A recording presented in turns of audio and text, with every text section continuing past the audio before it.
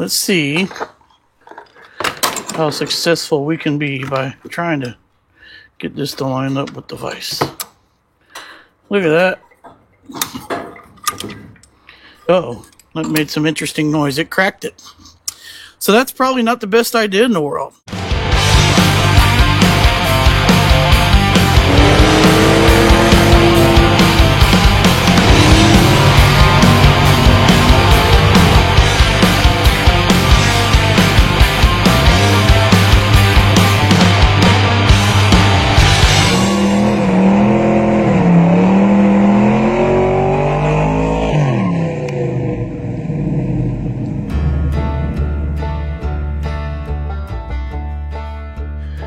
Since you be gone. No, sorry, that's something else. What have I been up to? Well, I've been working on the Jeep. Off camera, took care of a lot of things that just were needed to be done. Some of that stuff is I've got shifters kind of in place and bolted down. I've got the drive shafts in. I've got everything underneath the Jeep pretty much buttoned up. So I've got a lot done like that. Took a little while to get the drive shafts in. I have fought it for a little bit until I went and bought a socket, but drive shafts are in. Everything's bolted down. I feel like I've done more, but I'm coming up with a blank. I did sand and paint these mounting points because I wanted to protect them from rusting anymore. They had some little bit of surface rust on them. As you guys saw last time, we pulled all our knobs on. So I've just kind of been trying to take care of things underneath the Jeep as much as possible. I put the support bar. It's almost like a small little cross member in place down there. I don't know if you guys can see it or not.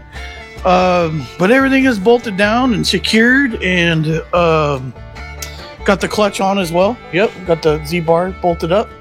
So now we got some things to do. Well, these Jeeps come with a Carter 2-barrel carb. At least this particular model does. And I think they're like a BBD or PPD or something like that. And they're okay. They're a little vacuumy, a little some of them are electronic. Mine's an 81, so it's not. It's right before they went pretty electronic. I think there's some stuff there. Anyway, it works, but it's just not my cup of tea, and I'm ready to kind of make this Jeep my own. So what I have done is my experience on hot rods and stuff like that are Holley carburetors. So I'm a big fan of Holley stuff. Not everybody is. Some people are real loyal to Edelbrock and everything like that. And I try not to be too loyal, but this is where my meat and potatoes are for carburetors. And I found one on eBay a while back when I was having a lean problem with the Jeep. And I bought a 300, I think it's a 390 CFM 2-barrel carburetor. And what you guys have not seen today is me soaking this thing overnight in Chemtool and getting it ready to go on the Jeep. So I have rebuilt this carburetor. I've talked about this before. I don't typically cover rebuilding carburetors on the channel because it's kind of a thing where you have to pay attention, and I can't pay attention on what I'm doing and be careful and go over everything at the same time. It would make for a very, very long, probably boring video, and well, I'm not a professional, so I could be doing it wrong. So I don't really like show you guys that, but I have rebuilt it, and I've been really successful with building, especially Holley carburetors. This stuff is pretty simple to work on. So we're going to be throwing this Holley carburetor on the 4.2 258 that I have in the Jeep now. One thing that you can already notice is I've pulled off the studs that were on here and the little phenolic, or I think it's like a rubber spacer that was there, because the spacing on this carburetor is quite wide. Way wider than it is over here. So what do we do to fix that? Well, we get an adapter kit. You guys knew the answer to that, so I have one. I'm walking around. I don't have it on me right now. Right here, it's an adapter kit, Transadapt 2086, and it's a 2-barrel to 2-barrel adapter, different mounting locations. It can go this way or that way or whatever else. And I've already kind of looked into it and figured it out.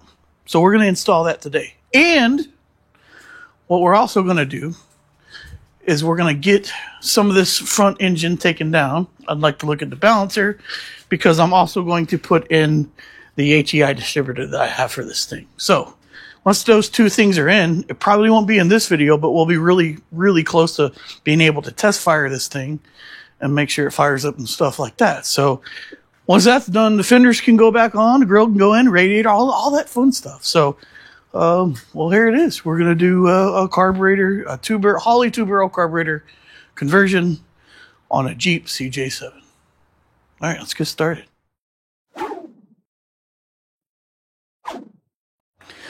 Let's go over what we have here. This is not going to be too big of a issue here. I'll show you what we're working with. So this kit comes with 2 gaskets down here, depending on which one we need. It comes with these 4 bolts, and then some studs. Whoa.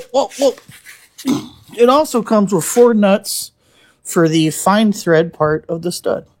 It does not come with nuts for the coarse thread, so I had to find 4 of them, so you can see like one's real dirty. I found those 4. That's pretty much what it comes with, and all we're going to do, and if I didn't go over this, I removed the carburetor studs that were already in there. This is going to go here. We're going to put some bolts in, and then we're going to put the studs in on the outside, and it should work out pretty well. That's the plan. So I'm going to kind of do some pre-work real quick now, and I'll go walk over to the vise because I'm going to try to get some of these studs in here with a little bit of pressure from the vise. They won't really be held in place like for good. It'll clamp the carburetor, but I'll explain that in a minute. All right, this is a typical carburetor stud, right? On this side, you have a coarse thread. On this side, you have a fine thread. Usually, the coarse thread goes into the intake manifold. In our instance, it's going to go into the back side with the hexagons on our adapter. Now, the bolts that I have found are sometimes a tight fit. So, for example, we're going to just thread this on here. Make sure it's the coarse thread side. And instead of just falling in, it's kind of a pretty tight little fit there. So I'm going to find one of these that this fits in a little bit better. And then we're going to cheat right here how successful we can be by trying to get this to line up with the vise. Look at that. Uh-oh, that made some interesting noise. It cracked it. So that's probably not the best idea in the world. We're gonna be careful with that from now on. Cracked it right there. Son of a gun. I can't believe I did that. All right, that's probably not the best idea. Don't do that. I'm going to make peace with it and move on, but now we know. Well, guys, sometimes these things don't come with instructions, but I think I've got it figured out. So we're going to leave that one in there, right? Maybe I'll try to get it out. We'll see. I don't know yet. We'll see if we can tap that out. Anyways, it does come with these little nuts that have a little bevel on the end of it. If we install that with the bevel facing up on the stud itself, when we get ready to install the carburetor, it actually fits in there and kind of keeps in place. It moves around a little bit. We're not going to be able to He-Man tighten it, but it should do the job. I don't really care for the fitment, but that's what we're going to do. But until then, why don't we go ahead and get started on getting this bolted down on the intake manifold itself. All right, part 1. We're going to start with one of these gaskets right here. Kind of get it in place. I might pull the little tabs off it. We'll see. We may not have to do that. We'll see, because it's not going to matter too much. One thing I want to show you guys is there is a shorter arm on the bottom and a longer arm on the top. There's also a warning sticker on this that I'm going to pull off real quick.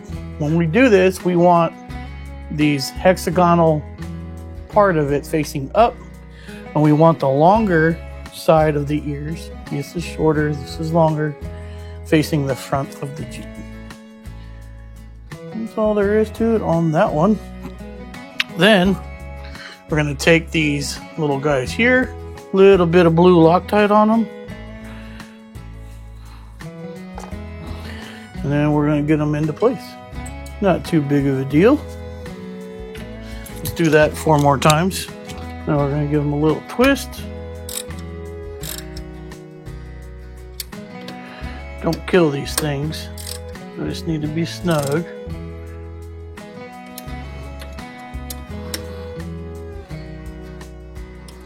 There we go. The adapter's in place. Alright, like we were talking about earlier, now it's time for the studs. We're going to take the short side, which is the coarse thread side. We're also going to throw a little Loctite on there because it doesn't hurt. And then we're going to take our small little bitty nut, which I know it's kind of hard for you guys to see, and put it on to where the chamfer is facing up. And then we're going to kind of use our gasket as our holder and placer. I'm going to do that 4 more times as well.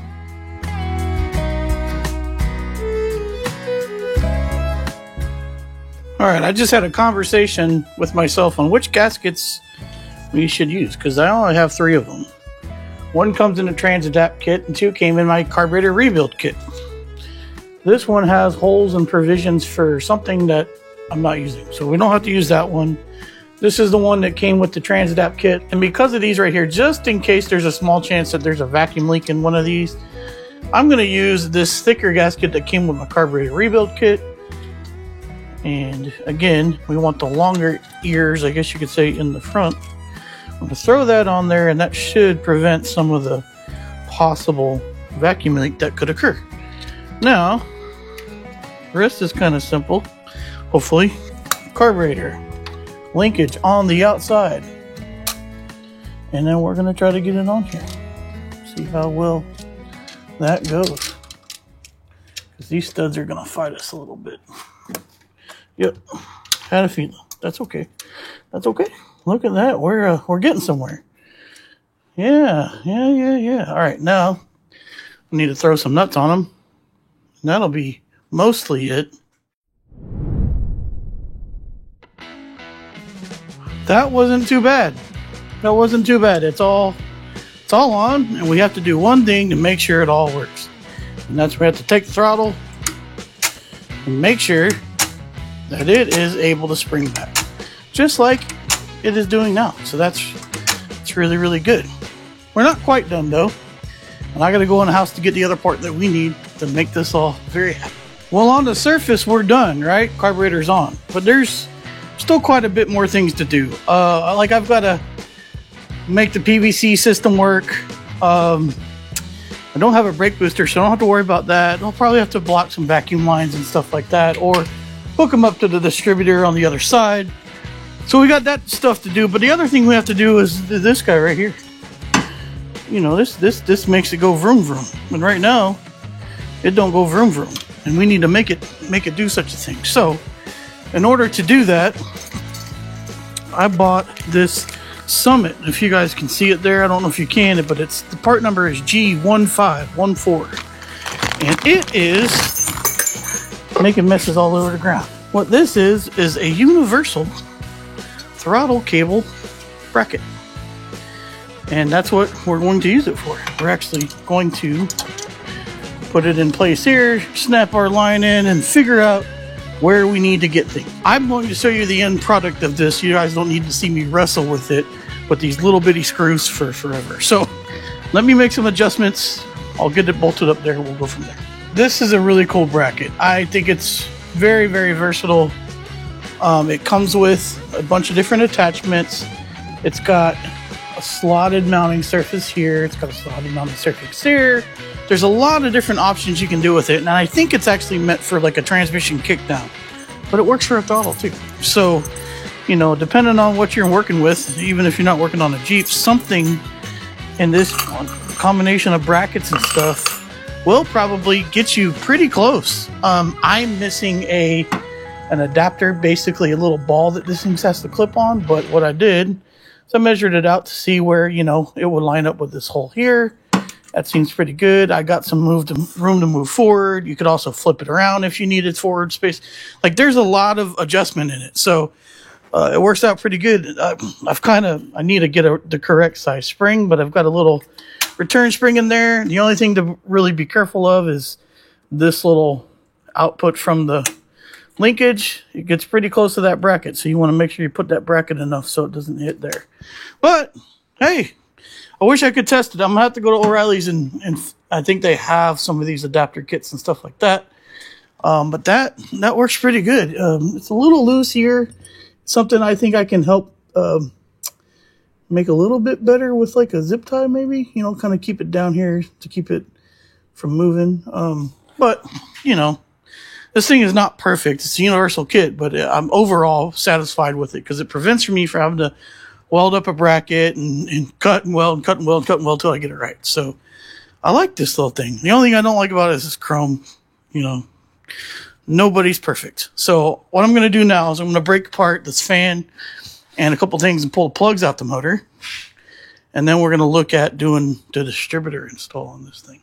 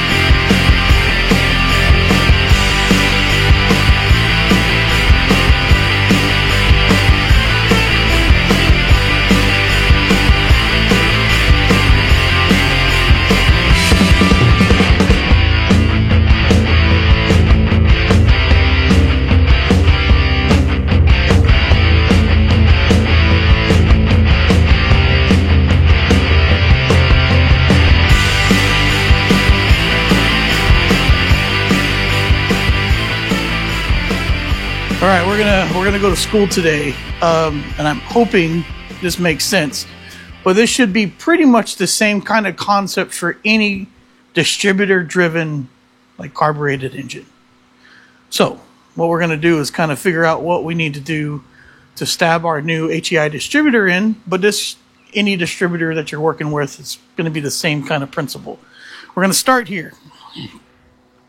This is the balancer. If you look right there, there is a line on the balancer. There's numbers up here. I don't know if you guys can see them, but this one says 0.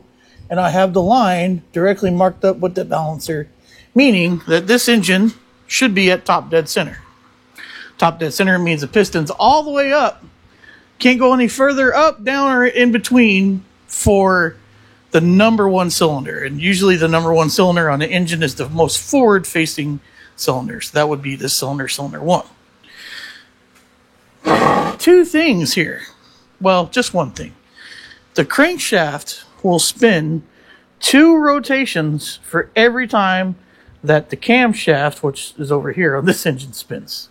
Because there is an exhaust stroke and an intake stroke. One stroke brings air into the cylinder, and the other stroke brings air out of the cylinder, or blows it out of the cylinder. Well, if you've ever done this before and you put a distributor in and you start up your car and it backfires out the carburetor, usually that means that you have fired that cylinder on the intake stroke, which then backfires out the carburetor. Very, very easy thing to do. I've done it 100 times myself. It's a common thing. However, there's a way to prevent you from doing that if you take a little bit of extra time. So I have pulled all the plugs out of the motor so that I can rotate this thing pretty easily. And then I will show you guys what we can do. I'm going to rotate the motor over here in a second. And what I'm going to do is put my finger kind of down in the spark plug hole for the number 1 cylinder. So you guys can see what's going on with that. I'm take my wrench and I'm going to start cranking.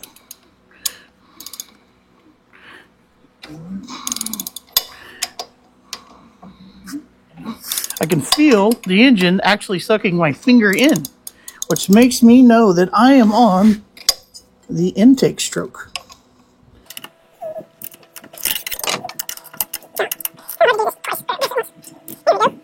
So now, right now, we're back up TDC. We've only turned the crank 1 rotation. Now you're going to hear me put my finger over it, and we're going to turn it 1 more rotation.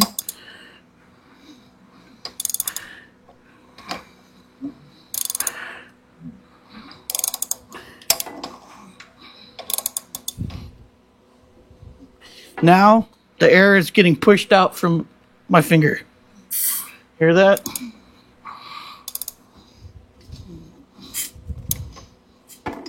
When it's getting pushed out, that's the exhaust stroke. And we know that we want to fire just before the exhaust stroke. So now I'm going to get this lined up here, back to where I showed you just a little bit ago. And there we go. So we're lined up there again with the 0. And now I'm going to get a paint marker out and we're going to make some marks. All right, let's start marking. I'm going to mark this timing line right here so it's a little easier to see. That way when we get to timing the motor, we'll figure out what's going on. Then I've pulled the cap off and I'm going to make a straight line on this rotor and go to the cylinder head. So right here. And then this one's not going to matter as much because I'm changing the distributor out. So we're going to have to fiddle with that. But basically what I've done is I've created a reference point so we can pull the distributor out, placed a new one in, and we want the rotor to face the same direction. Now the rotor's facing this way towards the number 1 cylinder spark plug. But so I'm just kind of reverse engineering it. Now I'm going to take a 9/16 wrench and I'm going to pull the little clamp out there and we're going to pull this distributor out. It's smaller. It's a 1/2 inch. I'll take it back. How many of y'all knew that? 1/2 inch. Here we go. All right. Let's get this bolt out there. All right. Clamp and distributor out. Clamp and distributor bolt out. Right. Then we're just going to pick up this guy. There we go. And here she comes out of there. Here we go. Jegs 486 Jeep 6-cylinder HEI with a black distributor cap. This is what we're going to be upgrading to, a new distributor. So let's pull this guy out of here. Ta-da! And pull this monstrosity out. It's a big dude. And let's compare these guys.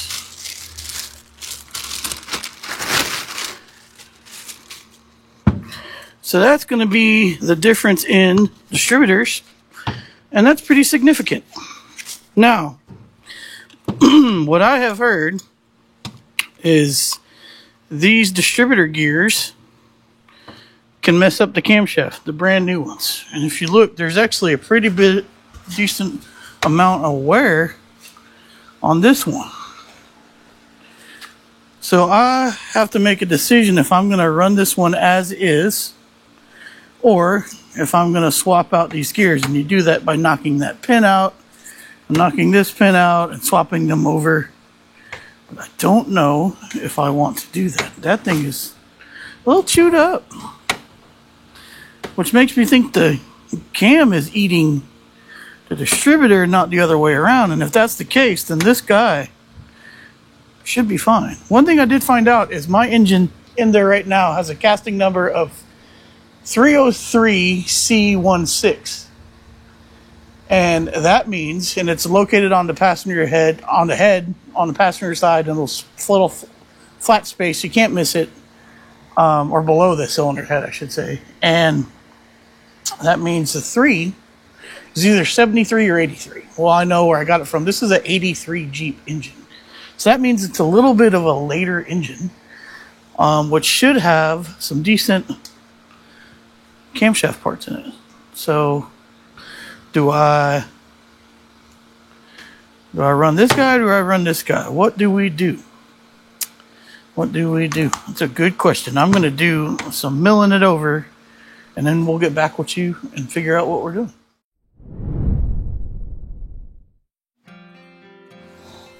Here's what we're going to do. We're going to run it. We use a little Ultra Slick assembly lube on this guy. But we're going to run this guy. And sometimes distributors come with like some kind of assembly lube. This one didn't. So I'm going to throw this on here. We're going to get ready to try to install. Now, one thing we have to think about is we may have to move the oil pump shaft. But just you can see here's a little flat deal. So we're going to get a screwdriver just in case we need to move that guy to get him to work in there. Here we go. Our goal is to try to remember where we lined up that distributor mark, which is right there. We're so close.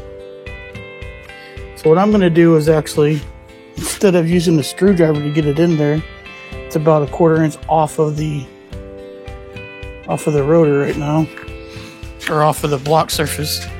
I'm going to just turn the engine, and it should drop down in place. And then we can verify. There it goes. Let's go ahead and get it back all the way around, and then we'll verify that timing marker, which we're almost back to. That's going to be the closest we're getting. It's about 1/4 inch off from the original mark. That's all I've been able to get it to line up to. So we're here on the original mark, just a little bit off, but there's enough movement in the body that we should be okay to get done what we need to get done. So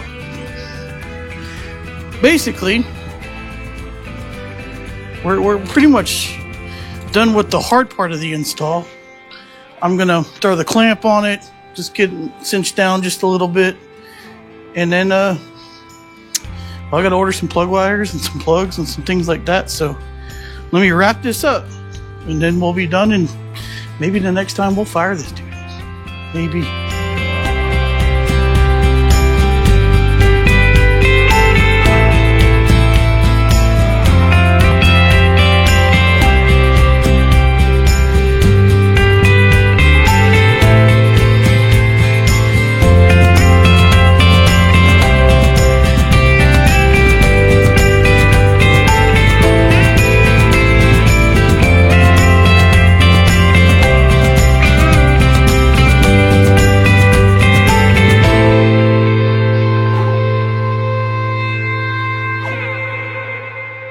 That wasn't too bad. I keep saying that. It's because these Jeeps are pretty accessible to work on, especially if you pull the front end off of them. But we're good. We got the cap on. We got a little bit of movement if we need it. I have marked this number of the cap, number 1. And just, to give some more education here, if we come over here to the intake manifold, we can see that that's not the number I'm looking for. Usually, and I'm not seeing it here actually. Usually, there's a firing order on the intake manifold. Now, apparently, straight sixes have a very similar firing order, but I gotta admit, I don't know what it is. So, I'm out of parts anyway. I need to order spark plugs, spark plug wires to get those guys in here. So, we'll go over that next time. But, in theory, let's say, just as a I don't know, just as a reference, all you would do is you would go in order of your firing order. So if this was 1, and let's say it was like 165-324. You would, if that was the firing order, you would, 165-324. I don't know the firing order, so don't go off of that until you figure out your firing order. And once I find that out in the next video, we'll get this thing kind of all together. If we had some spark plugs, some wires right now, and a little bit of fuel, we could test fire this thing, which might be what we do next time. Let me know if you're excited about that like I am, because if we can get this thing to fire up, that means it can go back together. All right, let's give a recap of everything that's done for myself so I can remember, and just so you guys know. The drive shafts are in. I got those put in the other day. I do need to lube them up, so I do need to hit them with a grease gun. Everything underneath the truck is done, but I need to put the vent back on for the transfer case. I don't think I have that on there. I have removed the old power steering bump. We're going to put the original one to the truck on. We haven't broke the seal on that yet, so that'll go back in place. We'll put new belts on it. I'm going to run with this alternator for now, but I do have the old one if I need it. We're going to leave the water pump like this because I'm running an electric fan. But the Holley is on. I've got to order the fun little doodads to connect the throttle. We already know that the distributor caps, the HEI is in place. We have to wire it up to a 12-volt hot, and I'll do that to a relay. So I will show you guys when it's time for that. If we hot wire it, we're not doing all that. But once it's time to really get it wired right, I'll hook a relay up to it and we'll get that going. Other than that, it's kind of just got to go back together, I'll get all the front part stuff done. I'll change the thermostat, put a brand new one in it because, we're right here. We might as well. I just put oil in it. I just put a Wix filter on it. And then we got to hook up some wires, which I'd like to go through and clean. So I might take some time to do that. But this week, I got some stuff to clean up. This is driving me nuts, so I need to clean up shop. So I will be doing that on the evenings this week. So, Lego is getting close. You know what? Let's do one more thing. Let's just kind of see how this is going to work out. I'm curious to see how this is going to look. Let me get this box here, and we're going to bring it back. Let's check this out. Let's just see if this is going to look neat or not. Dun, dun, dun, dun, dun. Oh yeah. Probably would help if I pulled the plastic off and didn't bend it. I don't want to bend it. But get the filter out. Oh, get out of there. Here we go. Okay. Beautiful. There's that. Nice K&N style filter. It's a Holley filter. Little cap on it. There we go. Check that out. Man, that looks so fickle. That's pretty fickle right there. Love it. Love it, love it, love it. Do have to run a line from here to here. We're going to put a fuel filter in between it. Hook up fuel lines and stuff like that. But guys, this is awesome.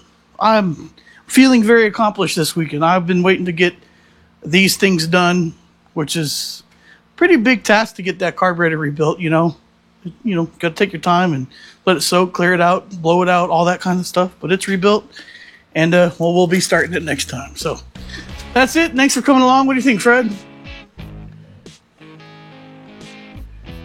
I couldn't agree more. Yeah, Fred, he hit it on the nail. This Jeep is a lot of fun. So, Nova, Dakota stuff coming soon. Typhoon, Greg's coming down here soon. Bel Air stuff's coming probably later this year. Got some plans for the Sonoma, which is really cool. Got a lot going on. So if you're not just a Jeep guy, or if you aren't a Jeep guy at all, we've got other things we do here. We've got plenty of stuff going on. Please come hang out with us. Please consider subscribing and hanging out with us. And if you like this stuff, share it with your friends, because if you share it, we get a little bit more followers. It gives us some more motivation to do some stuff like this. And I hope that the videos like this, where I kind of go to in-depth on things, are very helpful, because, if you're trying to learn this stuff, it's hard to find out this stuff. And I'm hoping that the way I'm explaining is going to be beneficial to you guys. All right, other than that, check us out on social media. at the RacerX Garage. Got a couple t-shirts and some things also at racerxgarage.com. And yeah, thank you guys very, very much for hanging out, and we'll see you next time. Until next time, y'all be good.